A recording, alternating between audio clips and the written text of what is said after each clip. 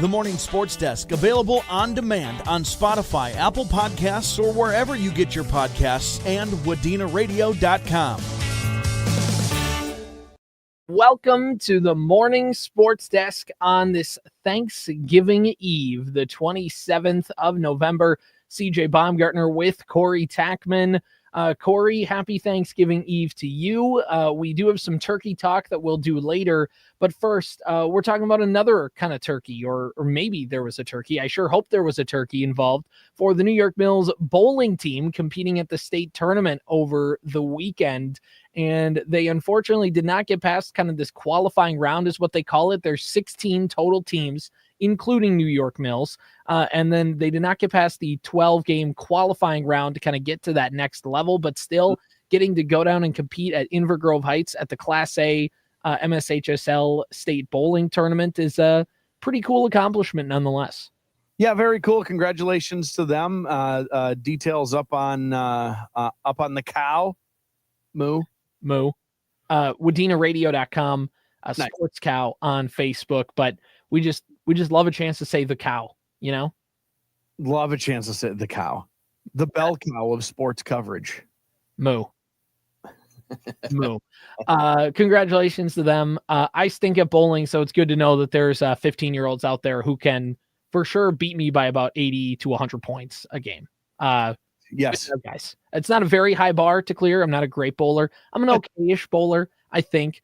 It's not that I'm bad at bowling. It's that I'm very volatile in my scores. You know what I mean? But I feel like anybody can say that. There's one game where you're going to bowl like a 180, and then there's some games where you're going to bowl an 80. It just happens, you know?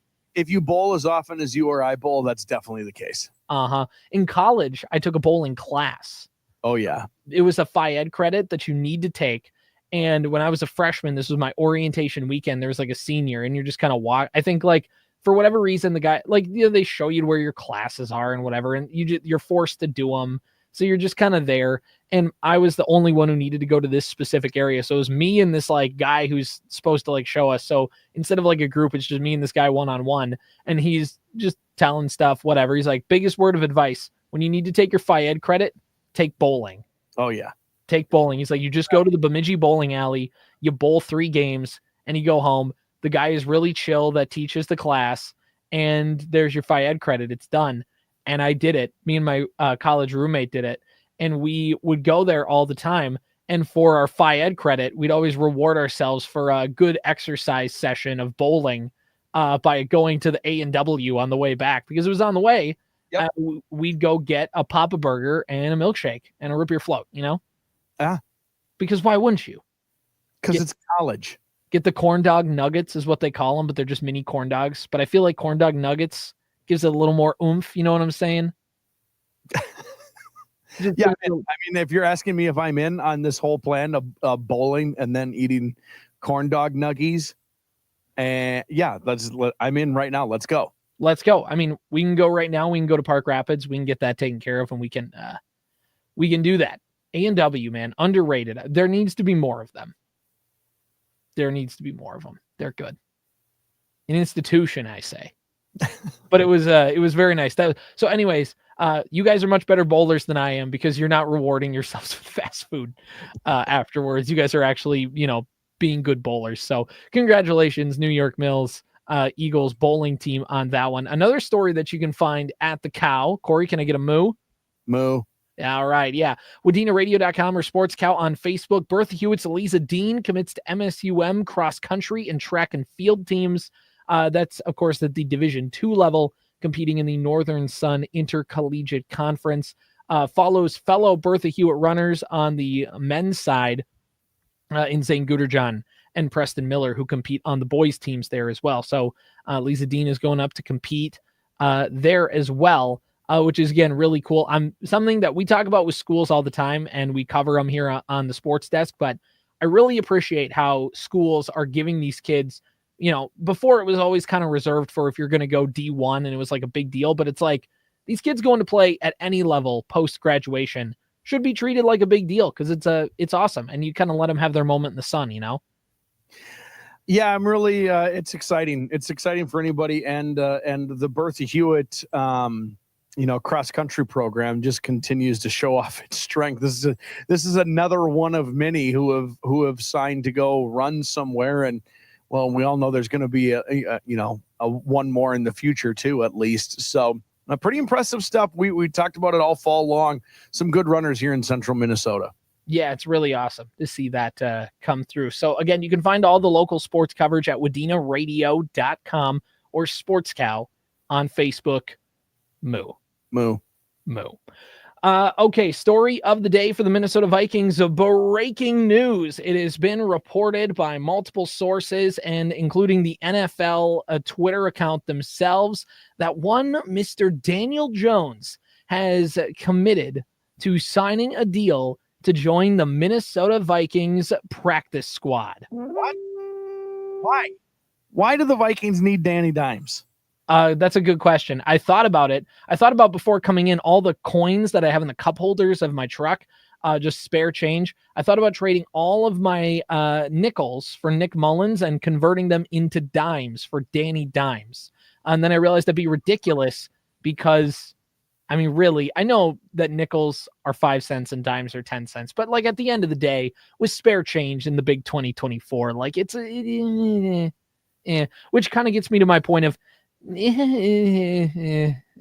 Daniel Jones. There's a lot of people on social media who are making a big deal for Vikings fans that Daniel Jones, who, by the way, we all were clowning on 5 seconds ago that he sucks and was overpaid, and oh my gosh, look at the Giants, how could they do this? And now, of course, that he's on our favorite football team, it's, well, this guy is awesome. Like, I can't wait. He's going to be great, which is the fan take. Fans are going to have that take, and that's completely reasonable. But if we're looking at this past that, yeah, it makes more sense for Daniel Jones to come to the Vikings than it does for the Vikings to go get Daniel Jones. And which I guess the big takeaway, and we'll get into a little bit of this stuff, what it means for the Vikings, but I think what this means, the take I'm going to come away from this is that around the league, Sam Darnold came here, chose Kevin O'Connell over Sean Payton to come play for Kevin O'Connell.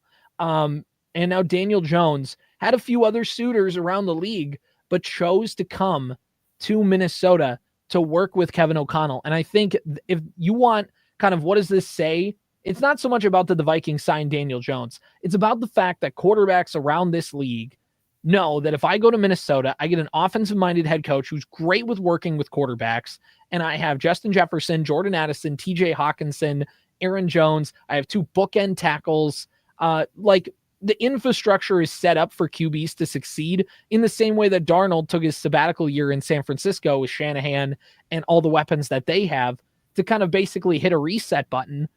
It's just kind of the thing of that the Vikings are a widely respected organization when it comes to how they conduct themselves culture-wise, and especially for how they work with quarterbacks, which for a J.J. McCarthy next year, again, is a very good sign that the league really respects how the Vikings operate. Okay, I can appreciate that answer. But like Sam Darnold's the quarterback and Nick Mullins is the backup for the rest. Like, this is not, he didn't come here for, it's just weird. Like, he could have gone to the Raiders and started tomorrow. Oh, right. They need a Desmond Ridder is not the guy. He's going to play practice squad free safety for the Vikings, just like he did practice squad for the Giants. Like, he can move. Signing with the Vikings for him, it's not this year, right? It's beyond this year. Well, basically, this is a trial for both sides. This is the Vikings get to see him in the building. They get to kind of work with him. They get to do whatever. And basically, then come March, they can go, hey, you know what? We liked having you in the building. Why don't you stick around as a backup for a year and let's see how this thing goes. And J.J. McCarthy is coming off an injury, so there's no quite certainty to when he'll come back next year. And maybe you say, hey, look, I know JJ's our guy and he had the year off to learn and all that, but maybe we want to give it a week or two into the season before we play JJ McCarthy, in which case you have a guy who has started games in the NFL before. It makes sense for Daniel Jones because he gets to be in the locker room for a few months. Basically, this is a trial run for the rest of the season. I know people are throwing out if Sam Darnold gets hurt, now Daniel Jones can come in. That's really not the situation. And like the Vikings last year, if the guy you plan to start games goes down, you're pretty much done for anyways. So Nick Mullins, Daniel Jones, take your pick. It really doesn't matter. The whole point I'm saying is this is kind of like you said, this is more for next year more than it is for anything this year. Nick Mullins is the backup. And by the way, he's come in and thrown 2 passes, and both of them have gone for big gains, both to Aaron Jones. But like, Nick Mullins is a competent backup. I know he throws a lot of picks. I know he does whatever, but Nick Mullins is not a bad backup by any stretch. And people like to use the Josh Dobbs example, right? Mm-hmm. But Josh Dobbs came in because Kirk Cousins got hurt and Mullins was hurt. Like that right. was They didn't wait for Josh Dobbs to start games. They just needed another guy on the roster. It looks like this is the same sort of scenario. It isn't. And when you look ahead, Darnold is not a Viking next year. Almost. He'll be a great Oakland Raider. And yeah, right. Now, and especially now that you've signed Dimes this way, like Darnold has earned himself a contract with someone a year from now. Right. Mullins is also off the roster. He's also a free agent next year. So this is like you said, you can bring in a guy right now who can try out, maybe push McCarthy next year a little bit, keep the pressure on just a little bit to perform. But also, if he's not quite ready, you've had a guy who started NFL games as your backup. Danny Dimes is he's a career backup. Yeah. He's not. If he starts, it'll be because the guy who's supposed to be starting isn't ready. I'm not a big Daniel Jones fan. As him signing with the Vikings doesn't change anything for me personally. Right. But I can understand the reasons why the Vikings would want to get him. When you consider the tryout portions, he's essentially free. He's and this is a chance they're turning over a new leaf with quarterback next year anyway. So why not start to build that room right now? It can only help. Exactly. And here's the other thing though, with all this, let's not forget the biggest reason, according to Vikings Twitter, if Daniel Jones leaves in free agency, the Vikings get a comp pick. Sure. Which is just huge. I mean, we should throw a parade for the comp picks that they're basically, if the ways that teams balance out certain players leaving in free agency, the NFL will give you depending on how good the free agent is that leaves, you can get like a 5th to a 3rd round compensatory pick, which is the league's way of saying, sorry, here's an extra 3rd round pick that you couldn't keep. Yeah, Saquon Barkley or something like that. It's just a way to try and Major League Baseball does it, like other leagues do it, just to kind of try and balance things out. And for the Vikings that only have 3 draft picks this coming draft, I guess if you get another pick this year, I mean, it doesn't hurt. They didn't sign him for that pick though. It's a nice bonus to make this decision, but that's not the reason. You didn't get him just to get another pick, probably. Exactly. It's more of just kind of, if it happens, it happens. But really, you bring him in to see if he could be a backup. But here's my take, Corey. I'd rather just sign Nick Mullins for another 1-year contract than bring in Daniel Jones. And we're both not super big Daniel Jones guys, but it's funny how he sucked 5 seconds ago. And now that he's on our favorite football team, we need to act like he's going to be this next big thing. I know Kevin O'Connell has done it with Josh Dobbs, and I know he's done it with obviously Sam Darnold this year. But Nick Mullins also, by the way, I know he threw a duck pass, but he played the Lions twice and the Vikings were in it twice when that team was already felt like it was kind of dying. Nick Mullins is able to get the football where it needs to go. He's going to throw some interceptions along the way, but Daniel Jones also throws a lot of interceptions. I guess, Jones can run more than Mullins can, and maybe that's the ticket, but I don't see it as a massive upgrade over Mullins. I had a college roommate because I put something out on Twitter of okay, cool. I'm not excited about this really. Why do we care? And he's like, well, he is better than Mullins. And I'm like, but how much better though? And I think that's a fair question. Is he better than Nick Mullins? Right. It depends on how you view certain things. Mullins is going to throw a lot of picks. Daniel Jones has that 1st round talent.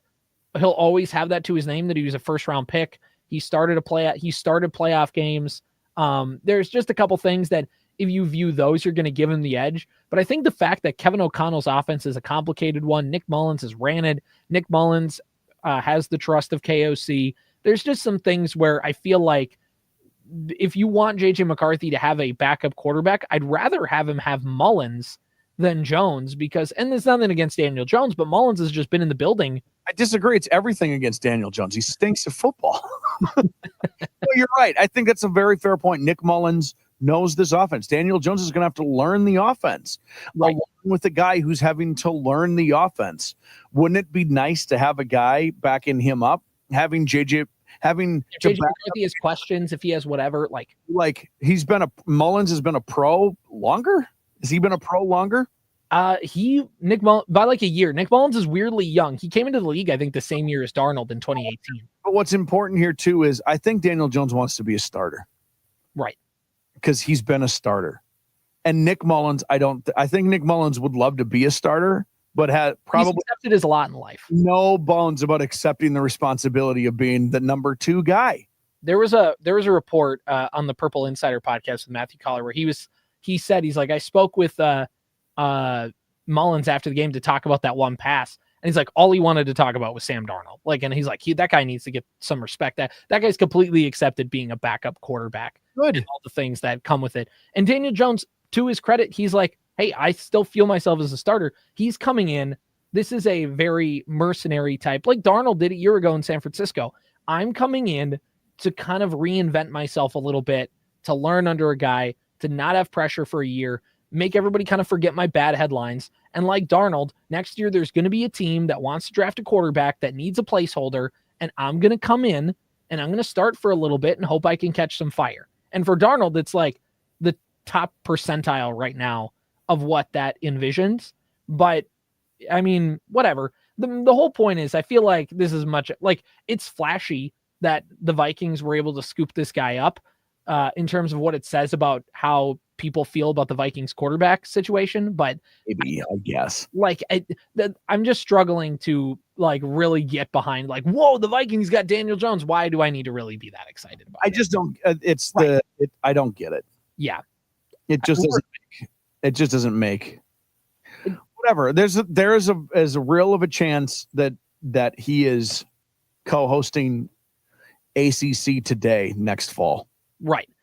There's a good chance that he's ACC football Saturdays with Tom Brenneman on the CW. Tom Brenneman and Daniel Jones. By the way, speaking of Tom Brenneman, did you see, because he is doing games again after the Castellanos incident back in 2020, he's doing games for the CW because for some reason the ACC has given their games to the CW, and he was doing it, and there was that not Castellanos, but Castellanos is the quarterback for Boston College, or at least he was. He got benched and now hit the portal. But when Tom Brenneman said his name, went Castellanos, and he went to the camera and he went, it's just kind of like a wink, which awesome. I find hilarious of like, remember that? Like, yeah. Not quite. He's self-aware. I mean, he had to have been if he's been on the internet for the last 4 years. But anyway, that's in the books there. The Vikings do play the Cardinals, and Daniel Jones will not be in the football game. Sam Darnold will, in fact, be after having his best game as a Viking, or at least one of them. And this team is rolling. They've won 4 in a row now after losing 2 in a row. They're 9-2. Arizona just lost and looked pretty bad, but they've been Jekyll and Hyde. They've played great games. They've played bad games throughout the season. Vikings' first home game in over a month. They played their last home game on October 20th. And now they have 3 straight home games, starting off with the Cardinals. I mean, the Cardinals are feisty, and there's definitely scenarios where the Vikings lose this game, but until proven otherwise, the Vikings are going to win. The Cardinals are good enough to win the NFC West, and like very likely will, actually. They're a fine team and can be explosive, and Kyler can be scary, especially when you consider what the Vikings are going to try to do to quarterbacks, where guys like Matthew Stafford would nickel and dime you to death. Kyler has the ability to get out on his feet and just make you chase him all day long. With Caleb Williams, you can make some plays if you get out of the pocket and kind of break down. And yeah, Ivan Pace Jr. goes on the IR with a hamstring injury, so you're a little more limited. And then you know Blake Cashman has been out from a significant amount of time with some injuries, so it's not. It could potentially on the turf be a scary matchup. I mean, I picked the Vikings in the Pro Football Challenge. Yeah, the Vikings should win this game. Pro Football Challenge brought to you by the Liquor Depot and Staples. Go make your picks. WadenaRadio.com. So I have a question for you. This is more of like a vibe check on the Vikings. Sure. They're 9-2, correct? Yes. Do you think, how does it feel to you when if I were to tell you like there's a team that's 9-2 in the NFL through 12 weeks, does the Vikings team feel like how you would suspect you would feel about a 9-2 team? Are you saying, so you want me to do a vibe check, correct? Vibe check. Vibes? You know about vibes? Vibe check. Vibe check. Put out the vibe. So clearly, this is not I go back and forth on this because I think what my gut is telling me is this is a 9-2 team. They're probably more like a 7-4, but even still, that's a good football team. They have some flaws. I think their defense, especially in the secondary, is a little thin. But on offense, they're stellar, and they're clearly a better team, miles better than they were in 2022. I think this is a legit team, and I think outside of Detroit being just like a juggernaut this year, we'd feel much differently about how they are in the NFC standings. But since Detroit is doing what Detroit is doing, we kind of feel like the Vikings are second-tier contenders. But if we kind of view Detroit in a class of its own, and then we view those second-tier contenders, I mean, it's Philadelphia, the Vikings, and the Packers, and I think there's a clear step below when you look at the Commanders, when you look at the Cardinals, 49ers, Seahawks, Rams, all that stuff. So I guess what I want to say with this is, I'm kind of halfway between It's the vibe I love. and I'm halfway between I want to vibe. So I want to buy in that this team is a legit Super Bowl contender a la 2017, but also like Detroit's there, and Detroit is in your division, and that means you're going to have a road playoff game, and that means you're going to. So I still think the Vikings are going to finish with about 13 wins. And if you win 13 games, you should be expected to be a Super Bowl contender. So you know what? Forget it. It's the vibe. It's the vibe I love. I love it. I'm going with them. Yeah, it's weird. I can't tell if I'm still just like there's lingering from the beginning of the season. They're performing so above and beyond what I think a lot of us thought they were going to do. And it's to the point now where even if you thought they were going to have a good season, they've met those expectations already. Already passed my win total, and I'm going 8-9. And we're only in week 13 here. So I can't tell if some of this is just lingering from that, where it's like, I don't know. I don't know if they are a 9-2 team, but they've really only had every single one of their wins has pretty much been legit, with the probably exception to last week in Chicago, which was really felt like it could go either way. Right. They've kind of handled their business every step of the way, and they're not that far away. Like they played Detroit well the first time, and there's, I don't know. This is just an interesting. They're an interesting watch because they're a completely solid football team. Right. They're better than good. They're like, I think they're really good. They're not in the elite category, but elite. Right. 9-2 feels like, oh yeah, like Kansas City, even though Kansas City feels weird. Right. But it's just a strange, I don't know. I'm really enjoying watching this, but I also just don't know. I just don't know what it means quite yet. I want to vibe. That's how, is that accurate? Is that kind of where you're feeling? No, because I'm totally vibing with the Vikings. The vibe I love. There we go. I just don't know if what their record is who they are. Right. I haven't been able to like reconcile what I think a 9-2 team is and this Vikings team. Right. You know what I mean? Yeah, no, I completely get it. But like, I think Darnold is playing as well or better than we could have ever hoped. Jones is everything we could have hoped. They triple team Jefferson every single week. Hawkinson is way better than I thought he was going to be. Obviously, everything you could possibly say about the defense has been amazing. I thought the kicking game was going to turn into shambles, and the kicking game hasn't even dropped a single step in the process after losing Reichert and bringing in a JPR. Like this, it's just a good, everything about this is good. I'm totally vibing with them. It's just weird I think it'd feel a lot less weird if Detroit wasn't doing what Detroit was doing, because the Vikings would be in first place in a normal year.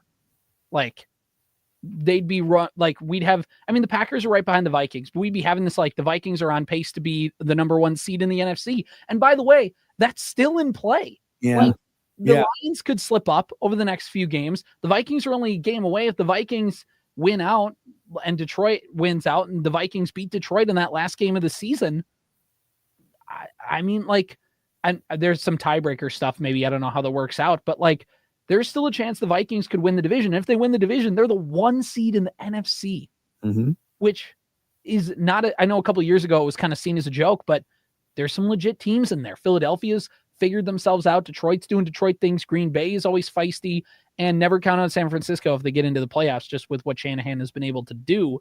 And the same thing can go with McVay and Matt Stafford. So, I mean, it's such a weird feeling this year, but let me ease your mind a little bit. I think there's a stat that of the last 20 years, like 19 of the last 20 Super Bowl champions have had a top 10 NFL defense. Currently, if you look in points per game, the Minnesota Vikings have a top 5 defense with 17.9 points allowed per game. Let's look at that on offense, because you have to be top 10 in each typically to be a Super Bowl contender. The Vikings offense in points per game, 24.9. That's good for 9th best in the league. And by the way, Kansas City's offense, 24.5. The Vikings offense slightly better in points per game than the Kansas City Chiefs. I know they're weird this year, but like, the point is the Vikings have a top 5 defense and a top 10 offense. That's a Super Bowl contender. And, you know, I think you shared this maybe over the weekend or earlier in the week, but everyone's blowing smoke up Jared Goff's rear end. And Sam Darnold's numbers are identical to better in every category. So he's having perceptions matter. And what Detroit is doing is, I mean, they're just insane. But Goff had a 5 INT game and nobody cares. Sam Darnold had a 3 INT game, and both teams still won, by the way, on the road, won ugly. And everybody goes, yeah, well, Darnold had that 3 INT game, so I can't trust him, and I can't.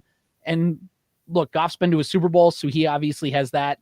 But like, really good last year.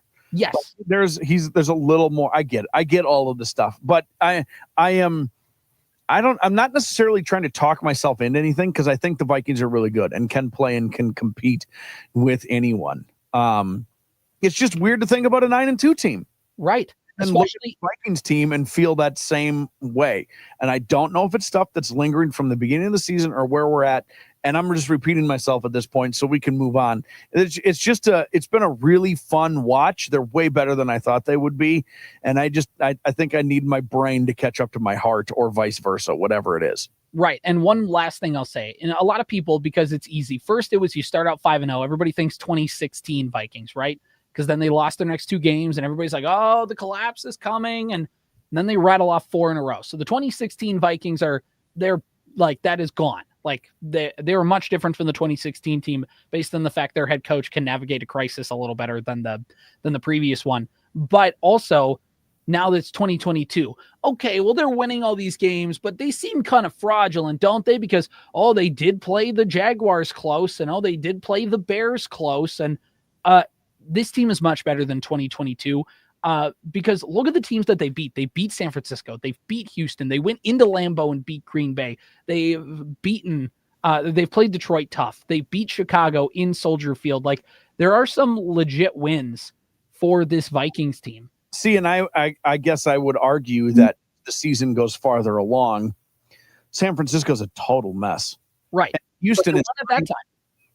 Yes, but it was the early telltale signs of who they are now. Right. So Houston is weird. They're kind of a mess this year. Like, when it's all said and done, at the beginning of the year, when we were projecting what the Vikings would do, you looked at that schedule and you're like, this is going to be bad. Right. And at the end of the year, and towards the end of the year, the back half and beyond, the Vikings is really good, their outcomes. And then you look at who they played. Their strength of schedule hasn't been nearly what we projected it to be.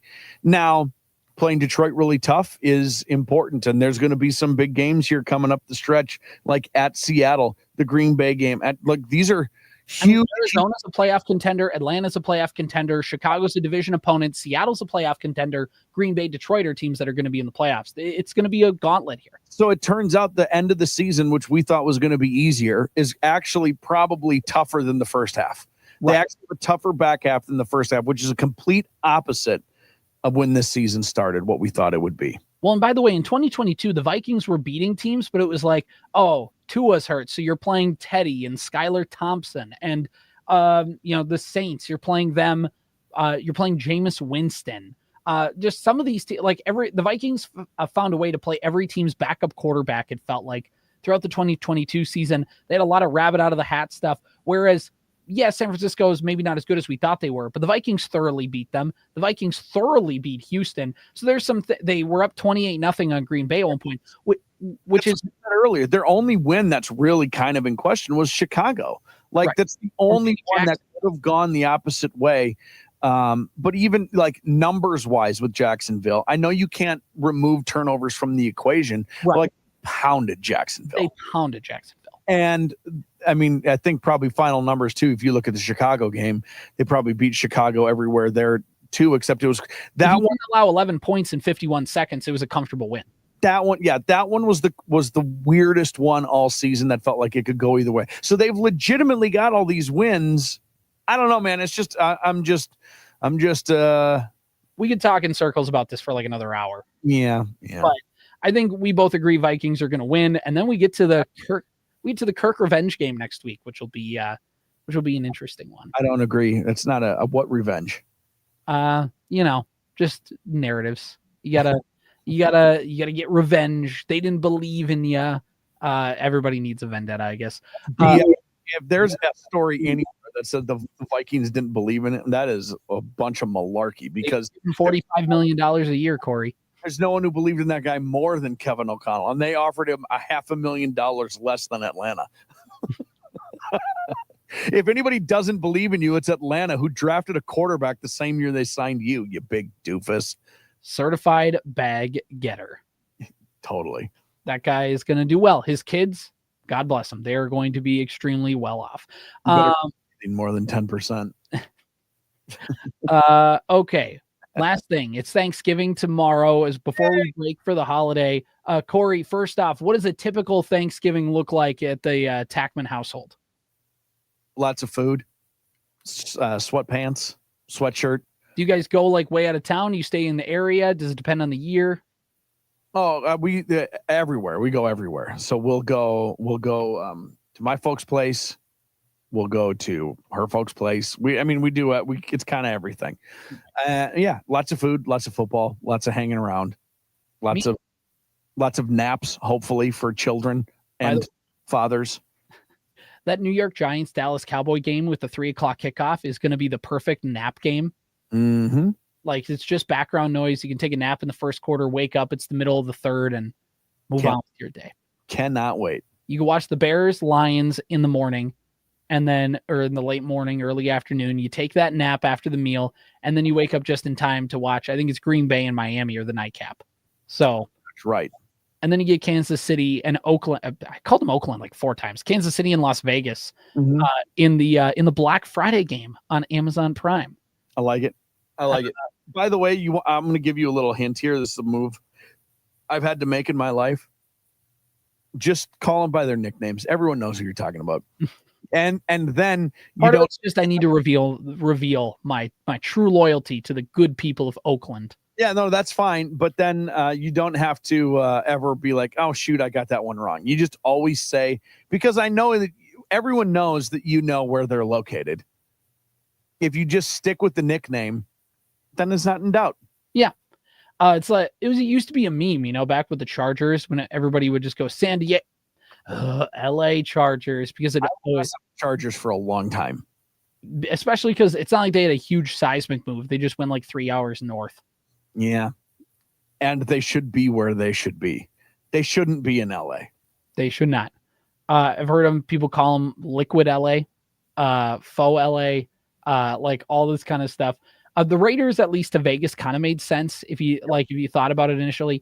And then the practicality is that the city of Las Vegas doesn't really like the Raiders because The thing with the Golden Knights and the Aces of the WNBA is that's their own team. They had nicknames unique to the city. It felt like they were homegrown. You know what I mean? It's a little more grassroots. Whereas with the Raiders, it's a little like they just dropped the Oakland Raiders into town, and the city's like, we don't really care that you guys are the Raiders. And it's become a tourist destination. I mean, I watched their game against the Broncos on Sunday. Anytime the Broncos did anything, there were way more cheers, because let's go to how many guys are going to look at each other and go, hey, let's do a boys weekend in LA. We'll go to in Las Vegas. We'll go to the game. Our favorite team is playing the Raiders, and then we'll kind of hang out at the casinos until then and fly out Sunday afternoon. And Mark Davis is not happy that his stadium is filled with opposing fans. I'm like, what did you think was going to happen? Mm-hmm. And it's like Vegas and both the LA teams. Mm-hmm. Stadiums are filled with the opposing team's fans. Mm-hmm. LA. And the league doesn't care. No, because they're selling tickets. Every time. Here's the thing and they got to build a new stadium, which means their value of the franchise goes up, which means real estate, whatever. The other thing to remember is the fact of that. I mean, this might be a blasphemous take. LA is not really a sports city. They're not. I mean, when the Lakers win, they're all in. When the Dodgers win, they're all in. And people, I think, have been in on the Rams when they were good a few years ago, like Super Bowl good a few years ago. But like, if you're not a winner, LA doesn't care. It's why the Clippers are always irrelevant. Like, that is, I think, but the Clippers are not original. Right. Also, I do. There's, no, I think you were right to call that blasphemous. When you think of LA, to say that LA doesn't care, that is Hollywood. I think you're misconstruing Hollywood with people who are Los Angelesians. What do you call them? Los Angelites, Los Angeles hooligans. If you are from Los Angeles, born and raised, you are a Lakers fan through and through. You are a Dodgers fan through and through. The Rams have come and gone. That's the thing. Like, the Rams have been. There's more Raider fans in LA than there are in Las Vegas. 100%. If anyone should have gone anywhere, the Raiders should have gone to Los Angeles, and the Chargers should have stayed in San Diego. Like, that's the thing about it's Hollywood doesn't care. It's like Miami. Right. People who are in Miami are not like who are visiting Miami or transplants to Miami, vacationing, whatever. They don't care. But if you're like from Miami, if your great grandpa got here from Cuba and you are Miami diehard, there's nothing, you know what I mean? Same with LA, I think. Yeah, no, that's fair. Okay. So Thanksgiving, I think, for my family, I mean, it depends, because obviously this is the first year we have a kid. Like, we're actually hosting Thanksgiving at our house for the first time. Nice. Ever. It's going to be just me, my wife, our kid, her parents, her brother, and her grandparents are going to be there. So, like, it's not like a huge, there'll be like 7 people. It's not 7 to 10 people. It's not like a huge get together, which I think is good. Our house isn't that big. We've never hosted before. So this was kind of a good trial run to see how things go, because they normally were going to do it at a different set of grandparents' house, but they are out of town for Thanksgiving. They're going to go somewhere else. And so it was like well, we could just do it. Like, if it's just us and her parents and her brother, like, it'll be a pretty low key Thanksgiving. So we're going to try that out tomorrow. We have a turkey sitting in our fridge, and it's been thawing for 3 days. I don't know how much thawing it's done, so we'll see. Might have to pull that sucker out of the fridge. Yeah, we maybe should do that. Otherwise, you just put that fully frozen turkey in the oil fryer, right? That's safe. I would do it outside. That's what you're gonna do. Did you ever see those videos where it has fire departments and they do that, and then basically they just kind of show, like, it's napalm, man. That's the greatest thing ever. Right. Napalm my garage. Like, great, good job, me. So is that what you do? Is the deep fry is the plan? No, we'll probably just bake it in the oven, because we don't have like a fryer big enough for a turkey. Yep. So baking's probably the move. Smartly, her mom, I think, is coming in the morning to like get things, help get things going, and I'll just kind of be sitting on the couch waiting for football to start. So And then 5 minutes in, my wife will look at me and go, "Will you help with something?" And I will. Yeah, I've been waiting. What needs to happen? The worst thing you could ever tell your wife when she says, "Hey, can you help me?" is when you say, "I was waiting for you to tell me what to do." That's not a good answer. We got to go. What are you doing? I was waiting for you. That's never a good answer, but I'm going to give it. That's how I answer every single time. And I will continue to answer that way. Okay. All right. Here's the last thing, and then we'll break for Thanksgiving. It needs to be done. I'm an idiot. You know that. You married me. Tell me what I need to do. Give me a list and I'll get it done. I'm a doer, I'm a doer. I'm not a planner. You just tell me what I need to do and I'll go do it. Stupid. I don't know what needs to be done. Tell me what needs to be done and I'll do it. Grab plates from cupboard. Okay. I can do that. Oh, I dropped them. They're broken. Okay. Ask me to read between the lines. I won't be able to. Okay. A couple Thanksgiving things that we need to address. What belongs on the Thanksgiving table? Corey, does ham belong on the Thanksgiving table? Yes. Okay. I'm the impression of do what you want. We've never really had the ham on the table. It's mainly been turkey. How do you feel about mac and cheese? Is mac and cheese a Thanksgiving meal? Yes. See, I will say it's not like a traditional one. Like, I love mac and cheese. I don't consider mac and cheese a Thanksgiving food. It's not. It's a side. Yes. I don't consider it like a full-on food. It's a good food. I love mac and cheese. If it's on the table, I'm going to eat it. But like, I don't know. I just haven't thought of it traditionally as a Thanksgiving food. I'm going to let you ask about all the foods, and then I'm going to have something for you when you're done with the food. So go ahead and please continue. That was pretty much it. Those were kind of the two big ones that have drawn controversy, at least in my sphere of influence over the last kind of month. So that's my piece. I just wanted to get your opinion. Now ask me about any other food. Like, just name any other food and ask me if it belongs on the Thanksgiving table. Okay. Yes. Pick another one. French fries. Yes. Got one. Kit Kat bars. We've had Chinese food at Thanksgiving before. We've had pizza. It doesn't matter. You had goose, like at the end of A Christmas Story. Sure. Yeah, totally. Throw it on there. Swiss cake rolls. Yes, I'm in. Thanksgiving. This is blasphemous. Because it's supposed to be about the optics of the holiday, but I kind of believe Thanksgiving is for being thankful for things. And I don't care what the food is. Though Thanksgiving is about getting together with the people that you love the most and sharing what you're thankful for over a nice meal. And if that nice meal happens to be Hot Pockets and macaroni and cheese, then you should be thankful for that. I put it all on the table. I'm eating everything. Ham sandwich? Yes. Okay, last question. Is turkey on the Thanksgiving table overrated? Like, is it like it's on the table for tradition, but like if it wasn't for that, I wouldn't touch it? Or is it like, no, man, like give me a big old heaping of turkey? No, I like turkey. Dark meat over light meat is my preference. All the way. Dark meat all the way. Is my preference. But I will say this. Since I started turkey hunting, however many years ago, I have learned that the way we cook a Thanksgiving turkey is the inferior way to prepare a turkey. There's so many other great ways to prepare turkey that just plucking the stupid thing and ripping its guts out and throwing it in the oven for 19 straight hours is just probably not the way to do it. Interesting. What is your recommended way? Well, there's just like I've made nuggets. Interesting. That are excellent because it comes with a certain. Now, here's the thing: they make Thanksgiving turkeys to be just big fat bottom girls, right? Like they're just huge. They were manufactured. Those God didn't create those. That is a human Frankenstein specifically for Thanksgiving. That's exactly right. So with wild turkeys, there's just a little more preparation because they're leaner. They're not as plump. A little gamey. Yeah. Well, no, not gamey. They shockingly don't taste. They taste like turkey, but they're just not as.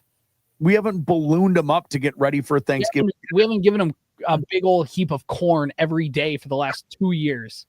They're just hardy. They're a leaner animal, the wild turkey. So you have to do more to prepare them and get them. And if you do those things to prepare them right, turkey's a wonderful, like cheesy turkey sandwiches.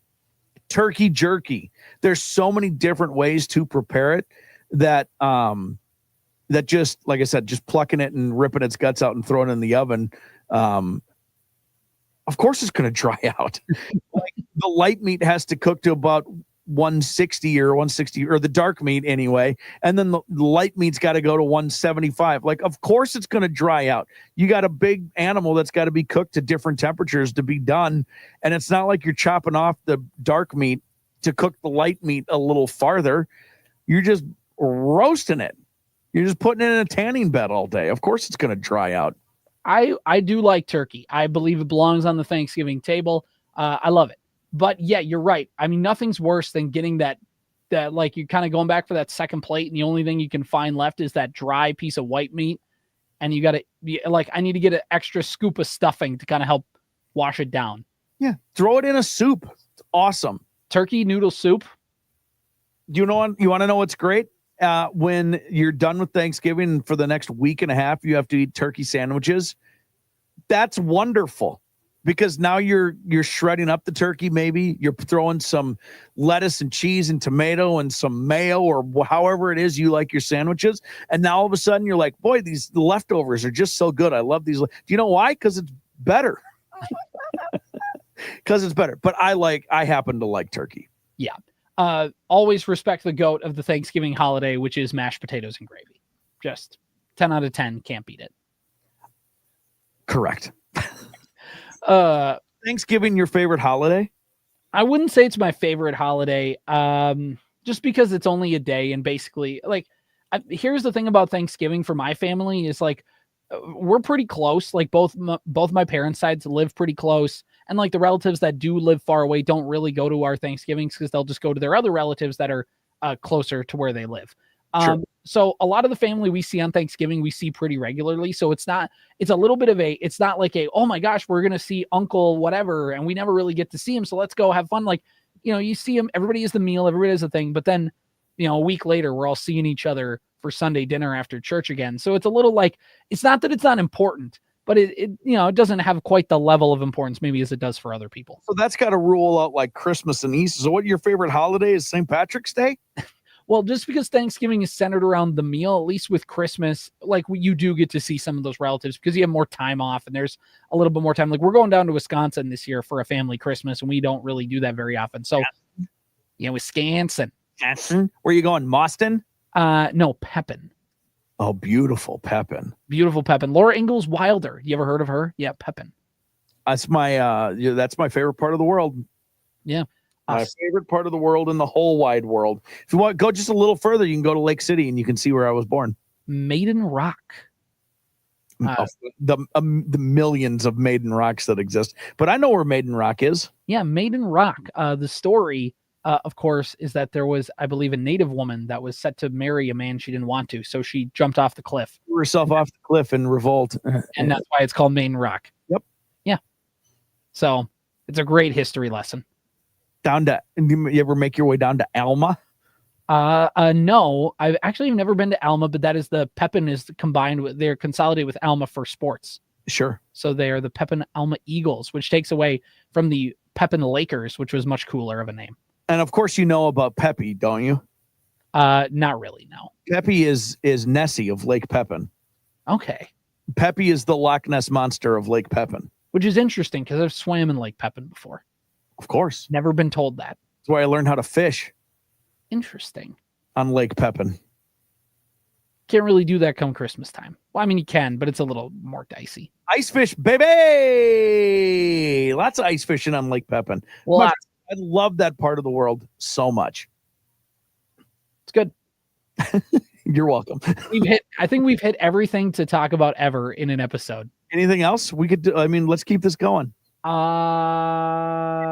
Let's see. The Timberwolves lost last night if we want to bum ourselves out. All right, we can be done then. Anthony Edwards went 0 for 8 in overtime. So who cares? I just don't care. I won't care about them until New Year's. That's the thing. Wait until the Vikings are well enough to where I don't need to care about the Wolves. This time last year, the Vikings were starting to fall apart and the Wolves were winning every game. So then I was going to care about them. I don't have to care about them yet. Also, they suck. So I was going to wait until after Christmas anyway, but now that they're bad, it's even easier. Right. Exactly. So We'll figure it all out. This has been the Morning Sports Desk on a Wednesday, the 27th of November. Happy Thanksgiving. The Morning Sports Desk, available on demand on Spotify, Apple Podcasts, or wherever you get your podcasts, and WadenaRadio.com.